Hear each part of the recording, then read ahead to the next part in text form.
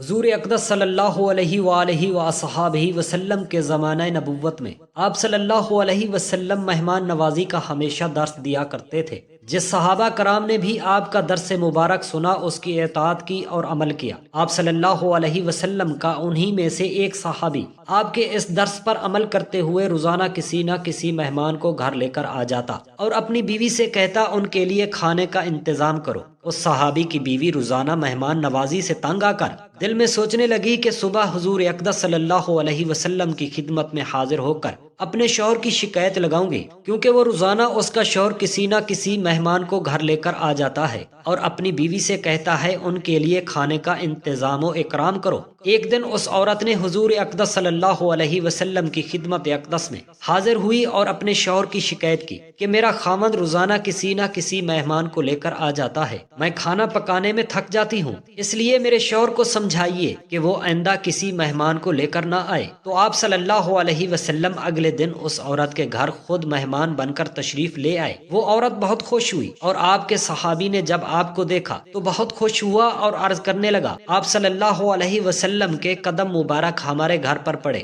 ہمارے تو نصیب جگمگائے۔ وہ عورت سوچنے لگی آپ ہمارے گھر آ کر میرے خاوند کو سمجھائیں گے۔ وہ عورت بہت خوش تھی۔ جب آپ صلی اللہ علیہ وسلم کھانا کھا کر واپس تشریف لے کر جانے لگے تو اس عورت نے ایسا معجزہ دیکھا کہ وہ عورت بے ہوش ہو گئی، کیونکہ حضور اقدس صلی اللہ علیہ وسلم کے پیچھے تو بسم اللہ الرحمن الرحیم السلام علیکم ورحمۃ اللہ، رسول کائنات صلی اللہ علیہ وآلہ وصحابہ وسلم کو اللہ رب العزت نے نسل انسانی کے لیے ایک کامل نمونہ اور اسوہ حسنہ بنا کر دنیا میں بھیجا۔ آپ صلی اللہ علیہ وسلم کی پوری زندگی کو قیامت کی صبح تک کے لیے معیار بنا دیا۔ سیرت طیبہ صلی اللہ علیہ وسلم کا ہر گوشہ تابناک اور ہر پہلو روشن ہے۔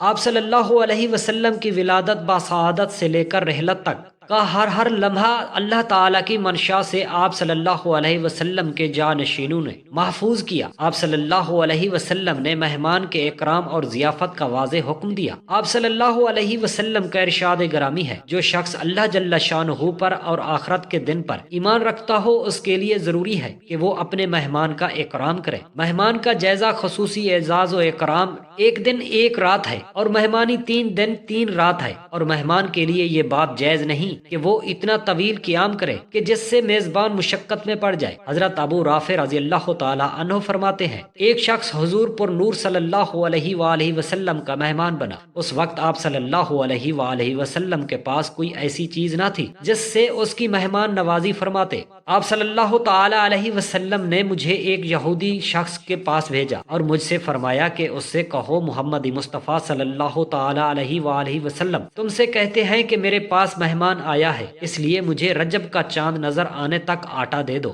یہودی نے کہا اس وقت تک آٹا نہیں ملے گا جب تک کوئی چیز رحم نہ رکھو گے۔ میں حضور اقدس صلی اللہ تعالی علیہ وآلہ وصحابہ وسلم کی بارگاہ اقدس میں حاضر ہوا اور آپ کو یہودی کی بات بتائی تو آپ صلی اللہ تعالی علیہ وآلہ وصحابہ وسلم نے فرمایا، اللہ عز و جل کی قسم میں آسمان میں بھی امین ہوں اور زمین پر بھی امین ہوں، اگر مجھے آٹا قرض دے دیتا ہے یا بھیج دیتا تو میں اسے ضرور ادا کر دیتا۔ اب تم میری لوہے کی ذرا لے جاؤ اور اسے رہن رکھ دو۔ چنانچہ میں وہ ذرا لے گیا اور اسے رہن رکھ کر آٹا لے آیا۔ دین اسلام میں مہمان نوازی کے متعلق جو بہترین اصول و قواعد ہے اور جس شاندار انداز میں مہمان نوازی کا حکم دیا گیا ہے اس کا ذکر قرآن کریم میں بھی ہے، اور اس کی مثالیں ہمیں آپ صلی اللہ تعالی علیہ وآلہ وصحابہ وسلم کی سیرت میں بے تحاشا مل جاتی ہے اور کتب احادیث بھری پڑی ہیں۔ صحابہ کرام رضوان اللہ علیہم اجمعین اور علماء امت کی سیرت بھی اس حوالے سے بہت واضح ہے، اور مسلمانوں نے مہمان نوازی کو اپنا شعار بنا رکھا ہے۔ مہمان نوازی علامات ایمان میں سے ہے اور تمام انبیاء علیہ السلام کی سنت مبارکہ ہے۔ اللہ رب العزت نے قرآن میں سیدنا ابراہیم علیہ السلام کی مہمان نوازی کا ذکر کیا ہے۔ سیدنا ابراہیم علیہ السلام بڑے مہمان نواز تھے۔ اللہ رب العزت کا ارشاد مبارک ہے، ترجمہ کچھ یوں ہے، اور ہمارے فرشتے انسانی شکل میں ابراہیم کے پاس بیٹا ہونے کی خوشخبری لے کر آئے۔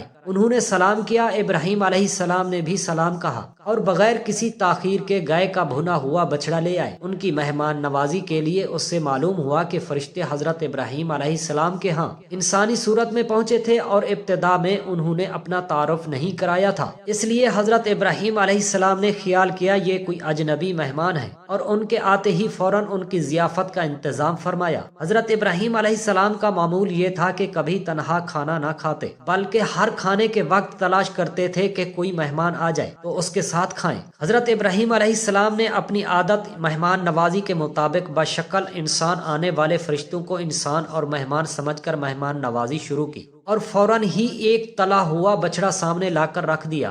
آنے والوں کی مہمانی کرنا آداب اسلام اور اخلاق میں سے ہے، انبیاء کرام اس صالح کی عادت ہے۔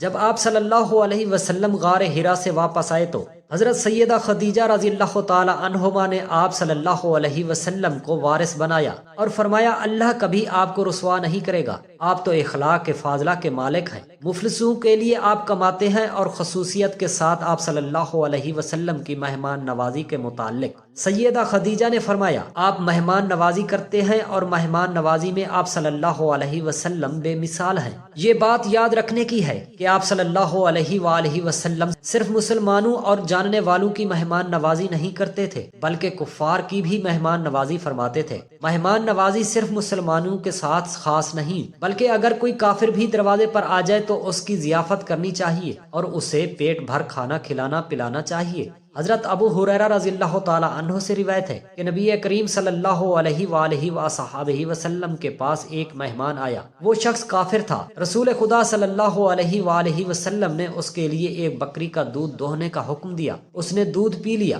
پھر دوسری بکری کا دودھ دوہنے کا حکم دیا، اس نے اس کو بھی پی لیا۔ پھر ایک اور بکری کا دودھ دوہنے کا حکم دیا، اس نے اس کا بھی دودھ پی لیا، حتیٰ کہ اس نے اسی طرح 7 بکریوں کا دودھ پی لیا۔ پھر وہ صبح کو اسلام لے آیا۔ رسول خدا صلی اللہ علیہ وسلم نے اس کے لیے ایک بکری کا دودھ دوہنے کا حکم دیا، اس نے وہ دودھ پی لیا۔ پھر دوسری بکری کا دودھ دوہنے کا حکم دیا، وہ اس کا سارا دودھ نہ پی سکا تو رسول خدا صلی اللہ علیہ وآلہ وسلم نے فرمایا مسلمان ایک آنت میں پیتا ہے جبکہ کافر 7 آنتوں میں پیتا ہے۔ اسی طرح ایک مرتبہ آپ صلی اللہ علیہ وسلم کے پاس ایک مہمان آیا تو آپ صلی اللہ علیہ وسلم نے ایک یہودی کے پاس اپنی ذرا رہن یعنی گروی رکھ کر اس کی ضیافت فرمائی۔ آپ صلی اللہ تعالی علیہ وسلم کی بارگاہ اقدس میں جو بھی وفود آتے تھے آپ ان کی خوب مہمان نوازی فرماتے تھے۔ احادیث کتب میں آتا ہے کہ آپ صلی اللہ علیہ وسلم کی خدمت اقدس میں جو وفود آتے تھے آپ صلی اللہ تعالی علیہ وآلہ وصحبہ وسلم ان کی خاطرداری اور مہمان نوازی کا فرض صحابہ کرام رضوان اللہ علیہم اجمعین کے سپرد فرماتے۔ ایک دفعہ قبیلہ عبد القیس کے مسلمانوں کا وفد آپ صلی اللہ تعالی علیہ وسلم کی خدمت اقدس میں حاضر ہوا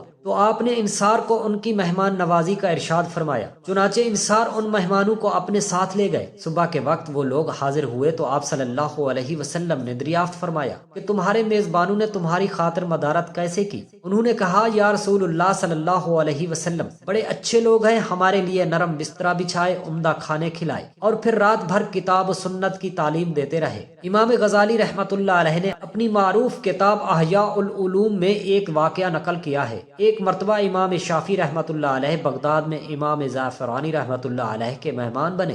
امام زعفرانی رحمۃ اللہ علیہ روزانہ امام شافعی رحمۃ اللہ علیہ کی خاطر اپنی ایک باندی کو ایک پرچہ لکھا کرتے تھے جس میں اس وقت کے کھانے کی تفصیل درج ہوتی تھی۔ امام شافعی رحمۃ اللہ علیہ نے ایک وقت باندی سے پرچہ لے کر دیکھا اور اس میں اپنے قلم سے ایک چیز کا اضافہ فرما دیا۔ دسترخوان پر جب امام زعفرانی رحمۃ اللہ علیہ نے وہ چیز دیکھی تو باندی پر اعتراض کیا کہ میں نے اس کے پکانے کو نہیں لکھا تھا۔ وہ پرچہ لے کر آقا کے پاس آئی اور پرچہ دکھا کر کہا کہ یہ چیز حضرت امام شافعی رحمۃ اللہ علیہ نے خود اپنے قلم سے اضافہ فرمائی تھی۔ امام زعفرانی رحمۃ اللہ علیہ نے جب اس کو دیکھا اور حضرت امام شافعی رحمۃ اللہ علیہ کے قلم سے اس میں اضافے پر نظر پڑی تو خوشی سے باغ باغ ہو گئے اور اسی خوشی میں اس باندی کو ہی آزاد فرما دیا۔ بعض علماء کرام نے لکھا ہے کہ دیہاتوں اور گاؤں والوں پر میزبانی واجب ہے کہ جو شخص ان کے گاؤں میں لوگ ان کی مہمانداری کریں گے کیونکہ وہاں کھانے کا کوئی دوسرا انتظام نہیں ہو سکتا اور شہر میں ہوٹل اور دیگر رہنے اور کھانے پینے وغیرہ سے اس کا انتظام ہو سکتا ہے، اس لیے شہر والوں پر میزبانی واجب نہیں بلکہ سنت اور مستحب ہے۔ ایک عورت کا شوہر روز کسی نہ کسی مہمان کو گھر لے آتا اور اپنی بیوی سے کہتا کہ ان کے لیے کھانے کا انتظام کرو۔ روزانہ وہ مہمان کے لیے کھانا تیار کرتی، آخر کار وہ روز کے معمول سے تنگ آ گئی۔ وہ ایک دن رسول خدا صلی اللہ علیہ وآلہ وصحابہ وسلم کے پاس گئی اور کہنے لگی، یا رسول اللہ صلی اللہ علیہ وسلم، میرا شوہر روزانہ کسی نہ کسی مہمان کو گھر لے آتا ہے اور میں کھانا بنا بنا کے تھک جاتی ہوں۔ یا رسول اللہ صلی اللہ علیہ وسلم، کوئی ایسا طریقہ بتائیں کہ میرا شوہر گھر میں مہمان نہ لائے۔ اس وقت نبی پاک صلی اللہ تعالی علیہ وسلم خاموش رہے اور وہ عورت نبی پاک صلی اللہ تعالی علیہ وسلم کی خاموشی دیکھ کر گھر واپس آ گئی۔ اگلے دن نبی پاک صلی اللہ تعالی علیہ وسلم نے اس عورت کے شوہر کو بلایا اور کہا کہ کل میں تمہارا مہمان ہوں۔ وہ آدمی بہت خوش ہوا اور گھر آ کر اپنی بیوی کو بتایا کہ آج نبی پاک صلی اللہ تعالی علیہ وسلم ہمارے مہمان بن کے آئیں گے۔ اس کی بیوی بہت خوش ہوئی اور جلدی سے اچھے اچھے کھانے بنانے لگی۔ جب نبی پاک صلی اللہ تعالی علیہ وسلم اس عورت کے گھر آئے تو نبی پاک صلی اللہ علیہ وسلم نے اس کے شوہر سے کہا کہ جب میں کھانا کھا کے واپس جانے لگوں تم اپنی بیوی سے کہنا میرے گھر سے نکلنے تک میرے پیچھے دیکھتی رہے۔ اس کی بیوی نے ایسا ہی کیا۔ جب نبی پاک صلی اللہ تعالی علیہ وآلہ وصحابہ وسلم واپس جانے لگے تو اس عورت نے دیکھا کہ رسول خدا صلی اللہ تعالی علیہ وسلم کے ساتھ بچھو، سانپ اور کیڑے مکوڑے سب ساتھ جا رہے تھے۔ وہ یہ منظر دیکھ کر بے ہوش ہو گئی۔ اگلے دن وہ پھر نبی پاک صلی اللہ تعالی علیہ وسلم کے پاس گئی تو نبی پاک صلی اللہ تعالی علیہ وسلم نے اس عورت کو بتایا کہ مہمان اپنا نصیب خود لے کر آتا ہے اور جو مہمان کے لیے محنت کی جاتی ہے اس کے بدلے جب وہ واپس جاتا ہے تو ساتھ اس گھر سے ساری بلاؤں اور اس گھر کے سارے گناہ ساتھ لے جاتا ہے۔ اس لیے گھر آئے مہمان کی قدر کریں اور حسب استطاعت خوشی خوشی مہمان نوازی ضرور کیا کریں۔ مہمان اللہ کی رحمت ہیں جو اپنا نصیب لے کر آتے ہیں۔ انتہائی افسوس کے ساتھ کہنا پڑتا ہے کہ آپ صلی اللہ تعالی علیہ وسلم اور صحابہ کرام اور بزرگوں کی اتنے شاندار اسوا ہونے کے باوجود بھی مسلمانوں میں مجموعی طور پر مہمان نوازی کی صفت ختم ہوتی جا رہی ہے، اور جو لوگ مہمان نوازی میں تکلفات میں پڑتے ہیں دراصل انہوں نے تمدن اسلامی کی سادگی کو کھو دیا ہے۔ ہمیں مہمان نوازی میں وزاداری اور بے جا تکلفات میں بری طرح جکڑ لیا ہے۔ ہمیں چاہیے کہ وزاداری کی بجائے گھر میں جو حاضر ہے اس کو مہمان کے سامنے خندہ پیشانی سے پیش کریں تاکہ مہمان نوازی بھی ہو اور ثواب بھی ملے۔ گھر میں کچھ خاص نہ ہونے کی وجہ سے مہمان نوازی کو ترک کرنا مناسب نہیں۔ آپ صلی اللہ تعالی علیہ وسلم اور آپ کے صحابہ کرام اہل بیت کی سیرت ہمارے سامنے ہے۔